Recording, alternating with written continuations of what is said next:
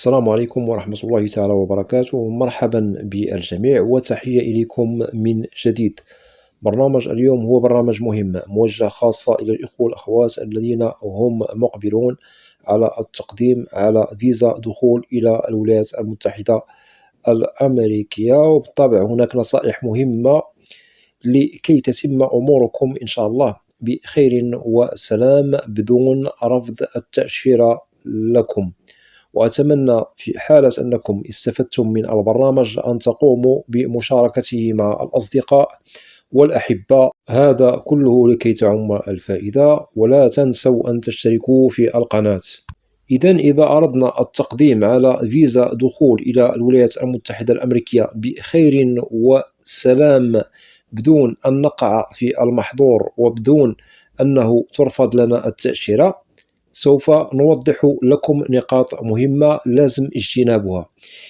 الأشياء التي تترتب عليها مشاكل التزوير والتدليس في الوثائق المطلوبة أو الأجوبة المكذوبة في ملف الشخص المعني بالأمر يوم الموعد والمقابلة، هنا سوف نجيب بأنه التزوير والكذب فيما يتعلق بالتقديم على فيزا دخول إلى الولايات المتحدة الأمريكية، سواء فيزا هجرة أو فيزا لغير الهجرة. مثلا كانت فيزا تخول الإقامة الدائمة للشخص المعني بملفه، أو مثلا مقدم على فيزا لإقامة مؤقتة، مثلا فيزا سياحة إلى غير ذلك. هنا سوف نجد البعض من الذين يقدموا على فيزا دخول إلى أمريكا ممكن أن لديهم تساهل أو عدم الاهتمام، وربما يقول في نفسه أي الشخص المقدم على هذه الفيزا: ليس لدي مؤهلات للتقديم على هذا النوع من الفيزا، إذن أقوم بتزوير وثيقة أو أكذب وسوف أحصل على فيزا دخول إلى أمريكا بدون مشكل.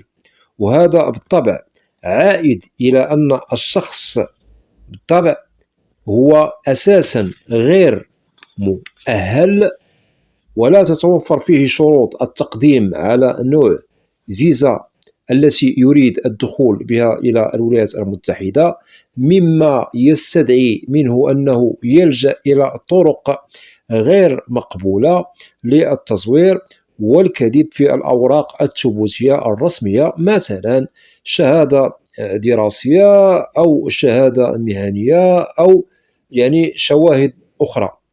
وللتأكيد بالنسبة لهذا الشخص سوف يجد بأنه فعلا لا يتوفر على الشروط المطلوبة منه للتقديم على فيزا باسمها، ويلجأ إلى دفع مال لتزوير هذه الوثائق أو وثيقة مثلا واحدة لكي يدلي بها يوم الموعد والمقابلة. وهذا سوف يتضح لدى القنصل أو ضابط الهجرة، وممكن لهذا الشخص أنه سوف نجده قد قام بتزوير ممكن وثيقة أو ممكن وثيقتين على حسب الوثائق المطلوبة منه في الملف. فهنا إذا قام بهذا التزوير وكذب في الأوراق المقدمة في ملفه يوم الموعد والمقابلة، فقد جنى على نفسه بالمشكل الكبير الذي يمكن أن يسبب له بالطبع يوم الموعد والمقابلة الرفض، بالطبع لأنه يعتبر سلوك غير منضبط ويسبب رفض الفيزا له بدون نقاش، لأن عمل السفارة الأمريكية هو التحري على كل صغيرة وكبيرة تتعلق بملفات الأشخاص المعنيين بالأمر، وهذا لا يستهان به. وبالطبع لا يتساهل القنصل وضابط الهجرة مع الشخص المعني بملفه في حالة أنهم وجدوا هذا المشكل، وبالطبع يعتبر خرقا لقانون تقديم على فيزا باسمها للدخول إلى الولايات المتحدة بطريقة فيها تزوير وكذب. وبالطبع عندما ترفض التأشيرة، فالتأشيرة ترفض لسبب، لأن السبب وضحناه لكم وهو التزوير والكذب في الوثائق التي تتعلق بالملف المقدم لدى السفارة الأمريكية أو الملف الذي هو مقدم يعني بالولايات المتحدة الأمريكية. وبالطبع هذا يعتبر إجراء خارق لقانون كل فئة من أنواع فيزا دخول إلى الولايات المتحدة الأمريكية. وللتأكيد لا يمكن لهذا الشخص الذي وضع نفسه في هذا الفخ أن يعمل شيء أمام القنصل أو ضابط الهجرة يوم الموعد والمقابلة، وممكن أن يتابع قانونيا ما بعد الموعد والمقابلة، لأنه يعتبر أنه قد أخذ وقتا مهما من عمل السفارة الأمريكية، ويحسب عليه بالطبع هذا على حسب الوثائق المزورة، هل هي وثائق كثيرة أم وثيقة واحدة. لهذا يجب على كل من هو معني بالتقديم على فيزا دخول إلى الولايات المتحدة أن يعرف بأنه لا تلاعب في تقديم طلب حصول على فيزا دخول إلى أمريكا.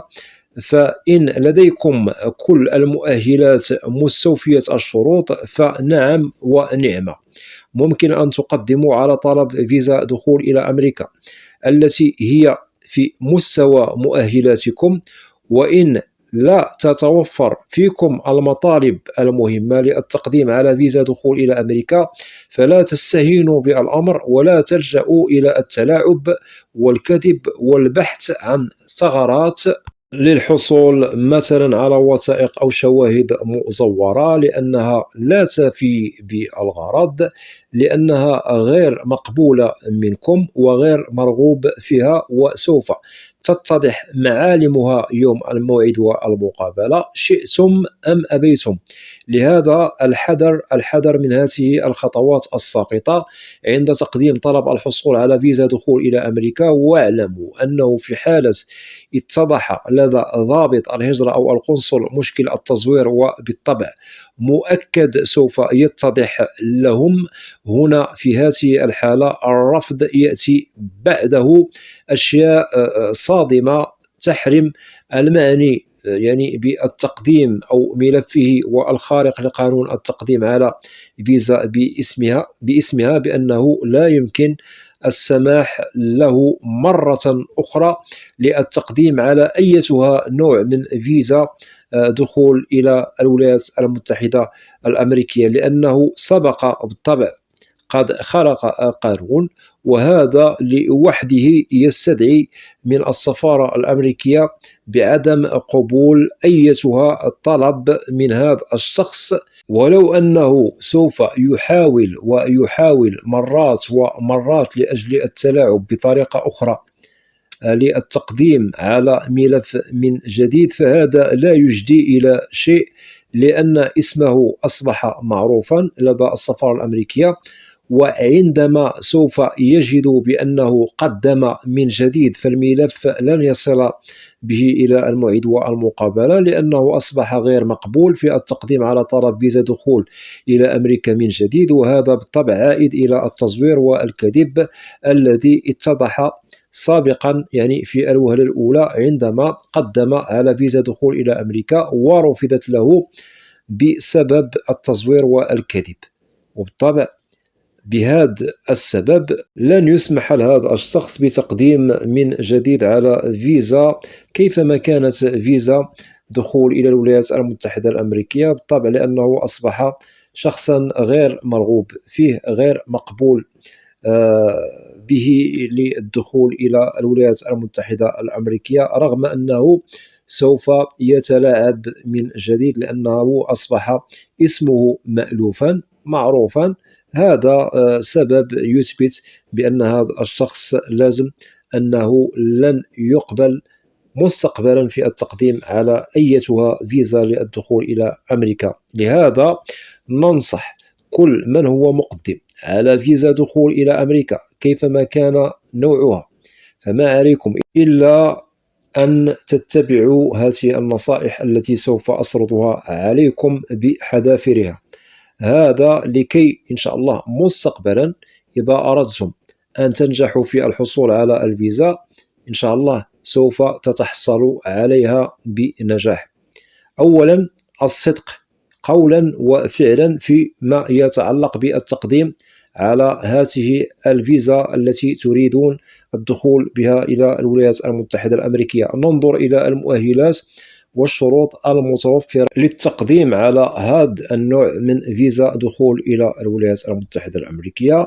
بالطبع هناك ملف ممكن أنه يقدم داخل الولايات المتحدة لأجل الهجرة، وهناك ملف ممكن أننا نقدمه خارج الولايات المتحدة الأمريكية لفيزا دخول عن طريق فيزا لغير الهجرة. هنا بالطبع ننصح لكي لا تتعرضوا لمشكل النفي والرفض يوم الموعد والمقابلة، اعلموا بأنه يوم المقابلة هناك تحقيق في كل صغيرة وكبيرة، هذا بالطبع من طرف القنصل أو ضابط الهجرة، وكله يتعلق بملفاتكم، ويجب أن تحذروا القيام بهذه الملابسات الغير المرغوب فيها والغير المقبولة. وبالطبع هنا نؤكد على التزوير في الوثائق، وكذلك تمتنعوا عن الكذب، هذا لكي تتم أموركم بخير وسلام، ولكي تحصلوا على فيزا دخول إلى أمريكا وأنتم في ظروف جيدة ورؤوسكم مرتفعة، بدون أن تهانوا يوم الموعد والمقابلة. وهنا الإهانة ليس أنكم سوف تسبوا أو إلى غير ذلك، بل عندما سوف يعني ترفض لكم التأشيرة وأنت تعرف بأنك قد وقعت نفسك في المحظور، بالطبع أنت قمت بتزوير وثيقة، قد أنت الذي أهنت نفسك يوم الموعد والمقابلة. بالطبع ضابط الهجرة أو القنصل هم يحترمون ملفك، ولكن عندما سوف ينظرون إلى الملف ويجدوا أن الوثائق بها لبس أي فيها تزوير، ويجدوا بأنك تكذب في الأجوبة،